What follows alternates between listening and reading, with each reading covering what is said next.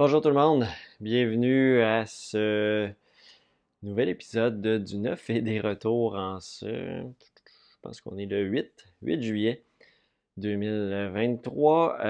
C'est semaine quand même moyennement remplie en nouveautés que j'ai reçu plus hier. Et cette semaine, je vais parler aussi du côté du podcast. Qu'est-ce que j'ai fait? J'ai parlé de jeux en particulier, là. J'ai parlé de mes expériences de jeu avec La Poursuite du Bonheur, Dorfromantik, Roa et un dernier que j'ai oublié. Euh, j'ai oublié. Un dernier titre que j'ai oublié. J'ai aussi parlé un petit peu de Mr. President. La semaine prochaine, normalement, ça devrait être une autre entrevue avec un invité que vous allez voir lorsque je vais partager l'épisode. Euh, j'ai pas beaucoup de temps ce matin, donc je vais y aller assez rapidement avec ce qu'on a comme nouveauté. Retour en stock. Fait qu'on y va sans plus tarder. Première boîte qu'on a ici, c'est The Warp. The Warp version française, qui est un jeu 4X, 1 à 4 joueurs, 120 à 180 minutes par partie. Ça va être un jeu 4X, mais qui est quand même supposément relativement simple au niveau des règles de jeu. On a 16 races asymétriques. Et on va choisir toujours deux races pour faire notre colonie. Et donc, c'est un jeu 4X, donc il faut euh, conquérir le territoire, développer sa- sa- ses technologies, sa civilisation, sa colonie. Euh, expand, la développer. Donc, expand, exploit, exterminate, il m'en manque un X. Exploiter, c'est ça que j'ai dit, ouais, en tout cas. C'est donc ce jeu dans ce style-là. On peut jouer aussi en mode équipe 2 contre 2. 2 contre 2 contre 2 si vous jouez avec l'extension 5-6 joueurs que j'ai également en stock. Donc, c'est The Warp. Ensuite de ça, on a reçu la nouvelle petite boîte de TTMC. Donc, c'est la deuxième extension standalone. On peut la jouer euh, en nouvelle, comme une boîte seule. Ça dit qu'il y a un nouveau plateau aussi à l'intérieur. Donc, c'est un petit peu différent. On ne le voit pas par contre sur la boîte. Et donc, un tout nouveau plateau, 860 nouvelles questions. Donc, pour les amateurs de TTMC, c'est parfait pour rajouter à votre jeu. Donc, c'est la deuxième petite boîte en français. Ensuite de ça, on a également Woodcraft. Donc, Woodcraft ici en français également. Pour ceux qui se le demandent, j'en reçois d'autres aussi en anglais la semaine prochaine. Donc, ça va être dans l'épisode de la semaine prochaine. Woodcraft, en gros, c'est un jeu dans lequel vous allez développer votre atelier. Vous êtes des fabricants de toutes sortes d'objets en bois. Et principalement, c'est un jeu de sélection d'action où l'action qu'on choisit va aller dans la roue dans une phase subséquente. On peut utiliser nos dés. Les dés, c'est les ressources. On peut le couper, les coller ensemble. Donc, si on coupe un 2, ça fait 2, 1. Si on assemble un 2 puis un 3, ça fait un 5. Fait que c'est un petit peu comme ça qu'on va manipuler. On a des objectifs à atteindre, des cartes de création qu'on va faire qui vont nous donner des points. On peut améliorer notre atelier. On va aller chercher des outils. Donc, c'est vraiment un jeu sous la thématique de travailler le bois avec beaucoup de de petits objets, beaucoup de cartes de réalisation à accomplir. Donc, c'est Woodcraft, manipulation de dés et sélection d'action. Donc, c'est en français. Je pense que je ne l'ai pas dit, ça va être de 1 à 4 joueurs, 14 ans et plus. C'est 80 à 120 minutes par partie. J'ai ici une petite extension pour Mido Downstream. Donc, c'est les sleeves pour Mido Downstream avec trois cartes spéciales qui n'ont pas de texte dessus, là, c'est écrit en anglais, mais les petites règles vont être en anglais, mais il n'y a pas de texte sur les cartes en soi spéciales, fait qu'on peut l'ajouter à, si vous avez une version française de Mido, il n'y a pas de problème pour ça ici. Mais je pense même que Mido n'était pas multilingue, si je ne me trompe pas.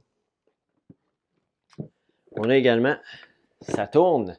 Saturne, c'est un jeu coopératif dans lequel vous allez devoir réaliser un film. Et donc, vous êtes une équipe de tournage et vous allez réaliser un film en créant des scènes qui vont vous donner d'être le meilleur film possible pour arriver dans un certain niveau de prestige de film ou être un film des plus médiocres possibles qui va être totalement génial. Fait que c'est ça ou être vraiment un très bon film. Et puis, vous allez comme réaliser des actions avec les dés, tourner des scènes en positionnant des éléments de dés sur une espèce de grille centrale, résoudre des problèmes. Donc, il va tout ça, se passer toutes sortes de choses et tout ça se passe avec les dés qu'on va utiliser. C'est 45 à 90 minutes. 10 ans et plus, c'est 1 à 4 joueurs pour Saturne. On a également les royaumes sauvages. Donc, les royaumes sauvages, c'est un jeu de majorité dans lequel vous allez devoir jouer des cartes dans différentes zones pour placer des cubes de majorité. Chacune des zones va avoir des restrictions en fonction sur les cartes que vous allez pouvoir jouer. Et ça va toujours évoluer parce que des fois, c'est en fonction des cartes qui sont sur le dessus des piles, à gauche, à droite. Et éventuellement aussi, vous allez aussi gagner des cubes permanents si vous êtes allé dans les capitales des différentes régions. Dans une manche, il y a 3 manches de jeu dans lesquelles on va se battre pour certains nombres de points de victoire. Pour lui qui est majoritaire, c'est 1 à 5 joueurs, 45 minutes, 8 ans et plus pour les royaumes sauvages. Ensuite de ça, j'ai aussi reçu Autobahn. Autobahn en français. Donc, Autobahn, c'est un jeu dans lequel vous allez développer les autoroutes en Allemagne, pré-chute du mur de Berlin, et la dernière phase va être vraiment l'Europe de l'Est, à développer les autoroutes. C'est un jeu dans le fond dans lequel vous allez, comme je disais, développer les autoroutes et vous allez envoyer des membres sur des comités de développement de ces autoroutes-là. Et ces majorités-là vont vous permettre de faire de l'argent. Et l'argent va vous permettre aussi d'avancer sur en fait, de faire toutes sortes de choses, donc développer des routes. Et donc, éventuellement, d'envoyer des personnages dans les différentes zones de pointage qui vont vous donner des points en fonction des différents éléments que vous allez faire dans la partie. Vous allez aussi développer votre plateau, mettre des stations d'essence, avoir des habiletés spéciales, faire des livraisons dans différents endroits de marchandises qui vont vous donner des points aussi. Vous allez avoir des camions de marchandises justement qui vont se déplacer sur le plateau en fonction des cartes que vous allez jouer. C'est un jeu où vous allez jouer des cartes d'une certaine couleur pour faire les actions dans cette zone-là. Et grosso modo, ça ressemble un peu à ça. Donc, planification et développement de plateau de joueurs. 90 à 120 minutes par partie, c'est 1 à 4 joueurs. C'est 14 ans et plus pour Autobahn. Ensuite de ça, on a aussi Alien, le destin du Nostromo. Je viens de me rendre compte que je n'ai pas regardé c'était quoi. Fait qu'on va y aller avec le derrière de la boîte. Jeu coopératif, si je ne me trompe pas, ou on va y aller. Un alien rôde dans les couloirs de Nostromo, prêt à vous attaquer. Vous et le reste de votre équipage. Coopérer, donc coopératif, pour progresser à travers le vaisseau, récupérer du matériel et fabriquer les objets essentiels à votre survie. Mais soyez prudent, l'alien peut surgir de n'importe où et surtout, souvenez-vous, dans l'espace, personne ne vous entend crier. Donc, il y a des objectifs à atteindre. On a des personnages pour chacun avec des habiletés différentes. On a un officier aussi qui va faire différentes choses. C'est 10 ans et plus. 1 à 5 joueurs, 45 à 60 minutes. Donc, c'est Alien. On va avoir aussi Résistance. Donc, c'est la version française de Résiste que je vous ai présenté il y a quelques semaines. Donc, Résistance, c'est la lutte contre Franco. Donc, on est des maquis qui tentent de faire tomber ce gouvernement-là, de garder en fait leur gouvernement. On lutte contre le régime franquiste à travers des missions. On va attribuer des membres de notre équipe à différentes missions. Il y a un mode aussi scénario. Les missions, dans le fond, demandent certains éléments pour réussir à faire des points. On peut décider à tout moment d'arrêter notre partie pour voir où on a réussi notre mission. Par contre, on peut perdre si on a trop de missions échouées, si on a trop fait tuer de civils. C'est un petit peu le concept comme ça. Et vous allez, comme je disais, des scénarios qui vous amènent un petit peu plus dans l'histoire. Donc, c'est un joueur seulement, 30 minutes par partie, 10 ans et plus pour Résistance. On a également toutes les extensions en français pour Ares Expédition. Donc, Expédition Ares en français. Donc, Terraforming Mars, Expédition Ares. Ici, on a Crise. On a également Fondation, ici en français. Et on a également Découverte. Ce sont les 3 extensions que vous allez retrouver là en français. Donc, pour Ares Expédition, Expédition Ares plutôt. On a également dans les extensions les chroniques d'Avel, Chronicle of Evil, version multilingue. C'est des nouvelles aventures que vous allez retrouver donc, dans ce monde-là. Je pense pas que ça ajoute des nouveaux personnages, de nouvelles créations. Non, on a vraiment 3 nouvelles aventures. Donc, l'attaque du château, un précieux convoi et les machines lunaires. Puis, on a 4 modes de jeu universels aussi pour enrichir le jeu de base avec le monstre de la lune, Oberon, Titania et Chasseur cruel. Donc, ça ajoute quand même beaucoup de nouvelles aventures, nouvelles façons de jouer au Chronic of Evil. On a également dans les nouveautés, on a Stranger Things Upside Down en version anglaise. Pour l'instant, ça s'en vient en français au courant du mois de juillet-août. C'est dans le fond les saisons 1 et 2 de Stranger Things que vous allez retrouver dans cette boîte-là. Donc, vous allez vraiment réussir vous promener, sauver, je pense que c'est Will. Will qui a disparu, donc vous allez tenter de le sauver, vous allez avoir toutes sortes de choses qui vont se passer, tout comme dans les saisons. Donc vous allez retrouver ces éléments-là que vous avez aimés dans les saisons 1 et 2.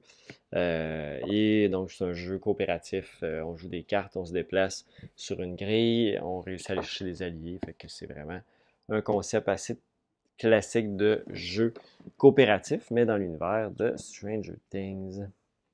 Saison 1 et 2. On a également une autre extension pour Barrage. Barrage, en français, livret de règles de l'affaire du Nil. Et l'affaire du Nil, dans le fond, amène un aspect de sécheresse où vous allez utiliser l'eau de différentes façons, pas juste pour faire générer de l'énergie. Donc, tout un nouvel élément. Puis, il y a des tuiles d'irrigation qui vont amener une autre dynamique au jeu. Barrage, que vous pouvez jouer avec autant le jeu de base que les autres extensions, si je ne me trompe pas. Ouais, c'est ça. Ça se joue avec aussi le projet Legwater.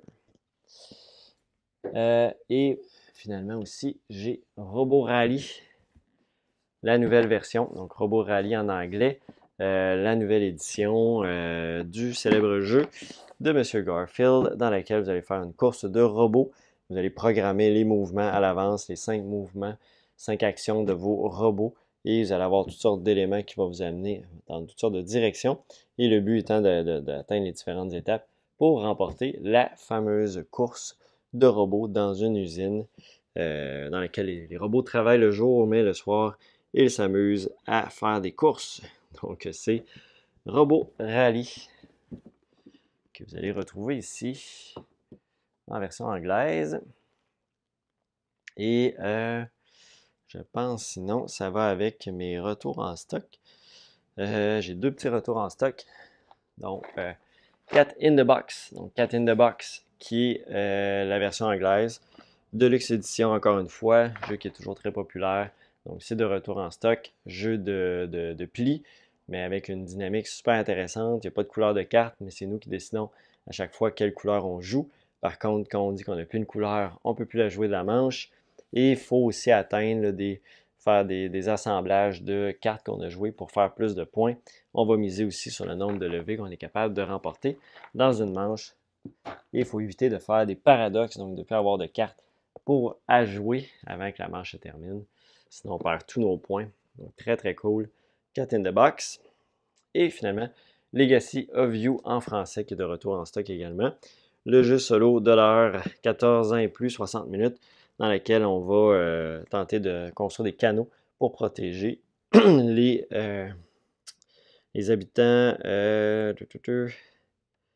du fleuve jaune, dans le fond, les inondations meurtrières du fleuve jaune. Donc, on va tenter de construire ces canaux-là.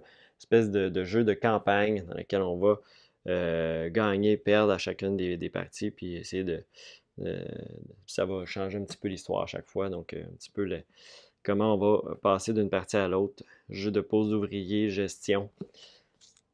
Pour Legacy of You en français, c'est de retour en stock. Et ça va terminer pour cette semaine. Je vais ouvrir la boutique. Donc, merci beaucoup d'avoir été là et on va se revoir la semaine prochaine. Bonne journée de chaleur encore et bye bye.